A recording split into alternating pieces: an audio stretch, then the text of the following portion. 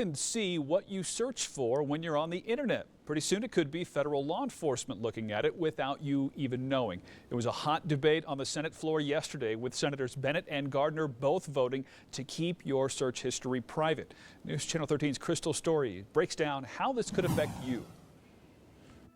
In most cases, what you look for on the internet is private. But an amendment to the Foreign Intelligence Surveillance Act, or FISA, would have forced law enforcement to get a search warrant before looking at it. By a very narrow margin, that amendment was not adopted. Supporters argue Section 215 of the Patriot Act allows the government to order records like search history if it falls under a national security investigation. Amy Stepanovich, the head of a technology law clinic at the University of Colorado Law School, explains the amendment to make that harder didn't pass. It would have made it clearly not possible to collect this type of record on U.S. persons without a warrant. The bill is heading back to the House for a different change. But unless someone speaks up under Section 215, the law has a loophole that allows your records to be looked at without court approval. You don't want that to be in the hands